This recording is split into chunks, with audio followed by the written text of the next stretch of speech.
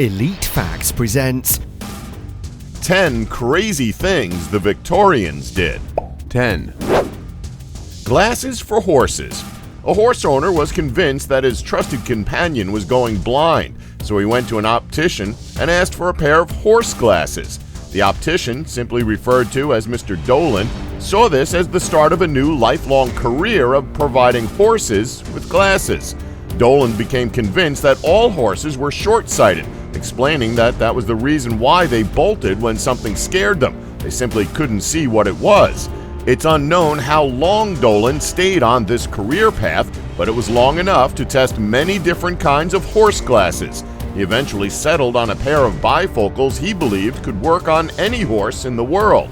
The greater horse-owning public disagreed, leaving Dolan's contribution to equine science to disappear into the mists of time. 9. Communicating with Mars.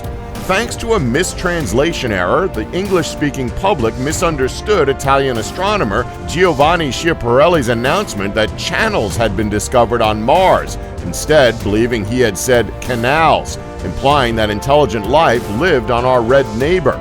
This sparked a craze for establishing communication with Martians by whatever means possible. In 1892, a wealthy French woman pledged a large amount of money to construct a network of giant mirrors around the Earth. These mirrors would flash Morse-coded messages at the Martians, prompting them to construct similar mirrors and send a message back. Preparations were well underway to construct these mirrors, but fell apart when more scientists pointed out that Mars was moving away from the Earth, so the Martians wouldn't be able to see them. 8. Inflicting self-experimentation. The Victorian era saw the emergence of medical ethics, meaning you couldn't just grab a random orphan off the street and start experimenting on them anymore. This meant scientists had to start conducting experiments on the only people available, themselves and their associates. German surgeon August Bayer and his assistant Augustus Hildebrandt were investigating spinal anesthesia, so they experimented by injecting their spines full of cocaine to discover if they could feel pain. Bayer ended up receiving a hole in the back of his neck, which resulted in spinal fluid leaking out, while Hildebrandt was stabbed, clubbed, burned, and had his testicles crushed. When neither felt any pain, they celebrated by drinking. 7. Optography. Optography is the practice of analyzing and reproducing the last image seen by the human eye. If that sounds crazy, that's because it is. But that didn't stop the Victorians from trying it. Led by Wilhelm Kuhn, a group of scientists experimented on thousands of condemned men, showing them dramatic things just before they were executed. As time went on, the experiments became more and more elaborate.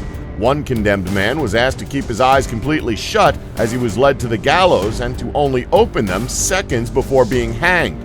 Because so many experiments took place, optography became generally accepted within the scientific community. As late as 1927, murderers would destroy their victims' eyes in order to prevent them from being identified through optography. 6. Electrocuting their own genitals. It was a cause of concern to see a man acting unmanly during the Victorian times.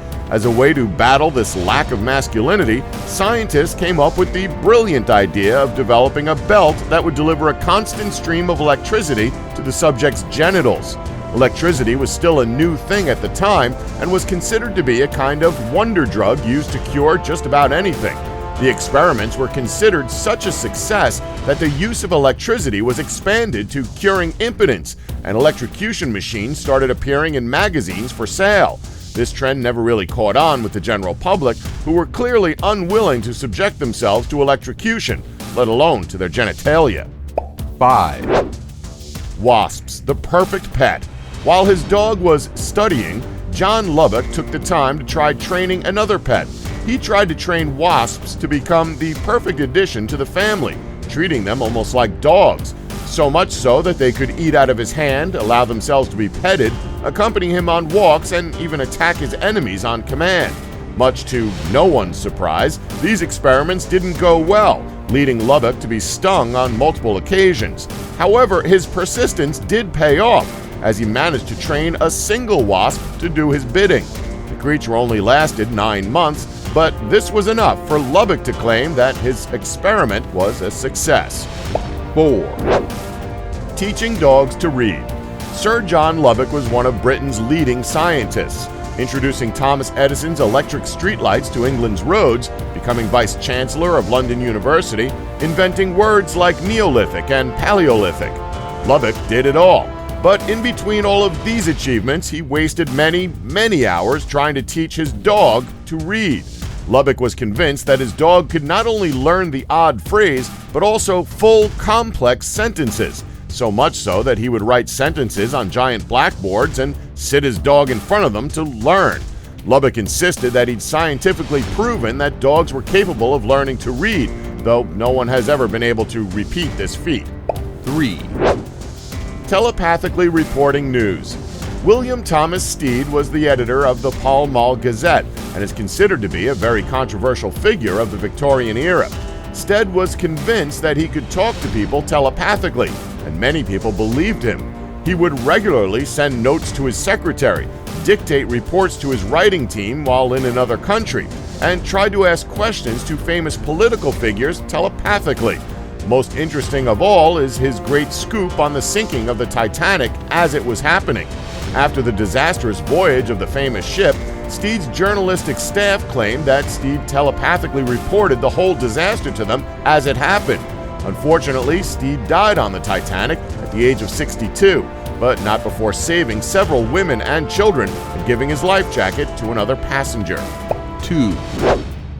Eating one of everything in existence. William Buckland did many things. He became the Dean of Westminster Abbey, named the first dinosaur fossil, and became one of the few people Charles Darwin actively hated. But arguably, what he's most famous for was his cataloging of the taste of as many things as possible for the sake of future generations. For the purpose of science, Buckland ate everything from mice on toast to alligators, bat's urine to puppies, potted ostrich to roast hedgehog, panthers to porpoises, not to mention the preserved heart of King Louis XIV of France, which he said was, quote, a little on the chewy side, but otherwise satisfactory in every way. Buckland lived to the age of 72 and is said to have only ever found one creature that he didn't enjoy eating. Apparently, the common garden mole tasted, quote, disgusting. 1. Taking a hot air balloon to space. James Glaisher was an English meteorologist, aeronaut, and astronomer. He's most famous for being a pioneering balloonist between the years of 1862 and 1866, accompanied by his co-pilot, Henry Tracy Coxwell. With funding from the government, the pair decided to set off in their hot air balloon to the aerial ocean from Wolverhampton in the UK on September 5, 1862. As they ascended, things went from bad to worse. Approximately 5 miles or 8 kilometers above the surface of the Earth, the temperature dropped to minus 20 degrees Celsius or minus 4 degrees Fahrenheit, killing the animals they had brought with them to observe. 1 mile above that, both men suddenly collapsed. At 7 miles or 11 kilometers above the Earth, they both began to black out, but not before Coxwell managed to pull the release valve cord with his teeth, causing the balloon to descend, much to Glaisher's dismay. Though they had come close to death, Glaisher wasn't put off from accomplishing his goal and made 21 more attempts. However, he was never successful and passed away on February 7, 1903 at the age of 93. Coxwell died on January 5, 1900. Don't forget to like us and subscribe for more Elite Facts.